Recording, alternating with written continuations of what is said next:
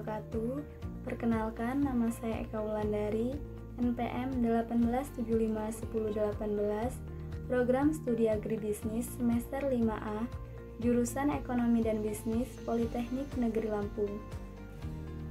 Kali ini kelompok kami yang beranggotakan saya sendiri, Minengah Ayu Febidiana, dan Komang Nila Unsri akan membahas tentang tugas yang telah diberikan minggu lalu. Yang pertama, mengidentifikasi barang publik yang ada di sekitar Anda dan mengapa menjadi barang publik. Yang kedua, mengidentifikasi eksternalitas positif dan negatif di perusahaan agribisnis sekitar Anda dan apa yang dilakukan perusahaan untuk menghadapi eksternalitas yang dilakukan. Yang ketiga, mengidentifikasi hak kepemilikan di sekitar Anda dan mengapa menjadi hak kepemilikan. Baiklah, pertama saya akan membahas tentang barang publik. Barang publik atau public goods adalah barang yang apabila dikonsumsi oleh individu tidak akan mengurangi konsumsi orang lain akan barang tersebut. Barang publik memiliki sifat non-rival yang berarti konsumsi atas barang tersebut oleh suatu individu tidak akan mengurangi jumlah barang yang tersedia untuk dikonsumsi oleh individu lainnya.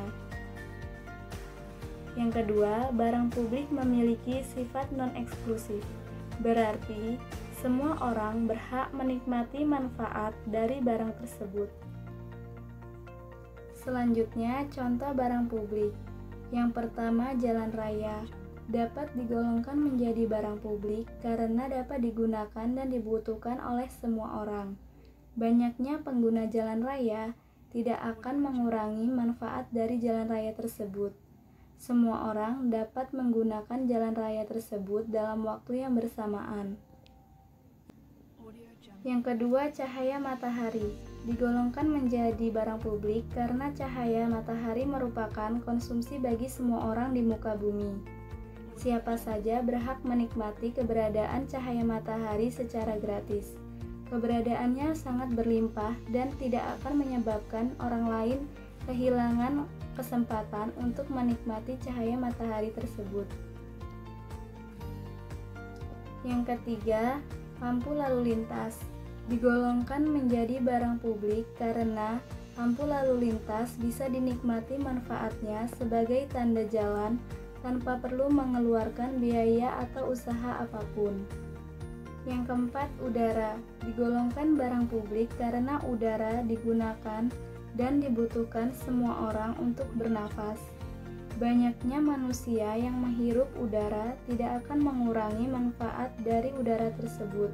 Semua orang dapat menikmati manfaatnya pada waktu bersamaan. Selanjutnya, eksternalitas yang akan disampaikan oleh Minengah Ayu Febidiana. Eksternalitas. Eksternalitas adalah dampak yang diterima oleh orang yang tidak melakukan kegiatan dan tidak ada kompensasi. Dalam pengertian lain, eksternalitas adalah kerugian atau keuntungan yang diderita atau dinikmati pelaku ekonomi karena tindakan pelaku ekonomi lain. Secara umum, eksternalitas dibagi menjadi dua, yaitu eksternalitas positif dan eksternalitas negatif.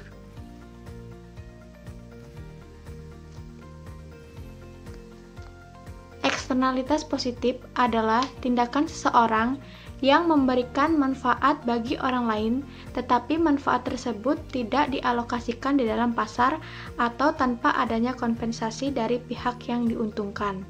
Sedangkan eksternalitas negatif adalah biaya yang dikenakan pada orang lain di luar sistem pasar sebagai produk dari kegiatan. Kemudian ini ada contoh eksternalitas, yaitu peternakan ayam ras petelur dan pabrik tepung tapioka.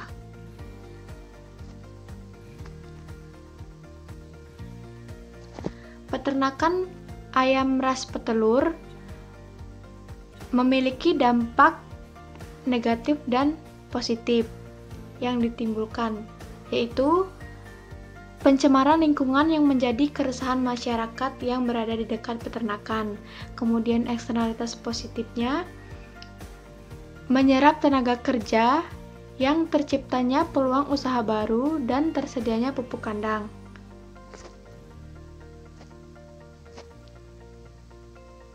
Pabrik tepung tapioka. Eksternalitas negatif yang ditimbulkan oleh pabrik tepung tapioka adalah pencemaran lingkungan yang menimbulkan bau tidak sedap sehingga mengganggu masyarakat. Sedangkan eksternalitas positif yang ditimbulkan oleh pabrik tepung tapioka adalah menyerap tenaga kerja, terciptanya peluang usaha baru, dan limbah pabrik dapat dimanfaatkan sebagai pakan ternak. Peternakan ayam ras petelur dan pabrik tepung tapioka digolongkan dalam eksternalitas karena keduanya memberikan dampak kepada orang lain. Dampak yang diterima oleh orang lain yang tidak melakukan kegiatan dan tidak ada kompensasinya. Penanganan yang tepat dan bermanfaat bagi semua pelaku ekonomi menurut pendapat kami adalah usaha peternakan ayam petelur dan pabrik tepung tapioka sudah melakukan penanganan yang tepat, sehingga hanya perlu meningkatkan kembali serta mempertahankan dampak positif yang diberikan. Penanganan eksternalitas yang dilakukan oleh si pemilik usaha peternakan ayam ras petelur adalah dengan memanfaatkan limbah sebagai pupuk kandang dan menjualnya.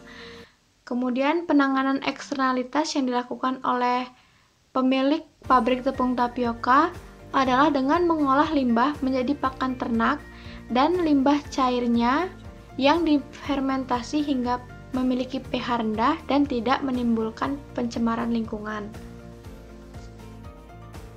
Selanjutnya, hak kepemilikan yang akan disampaikan oleh Komanila Unsri.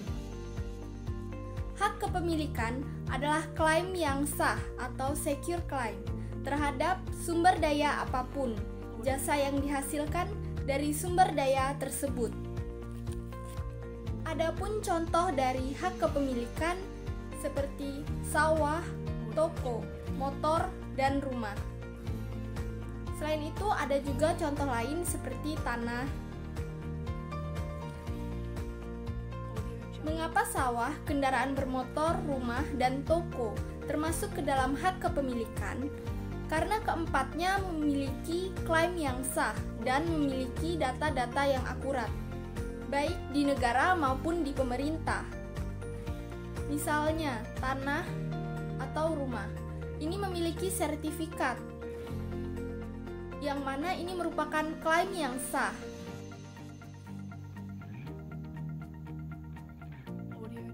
Baiklah, demikian yang dapat kami sampaikan.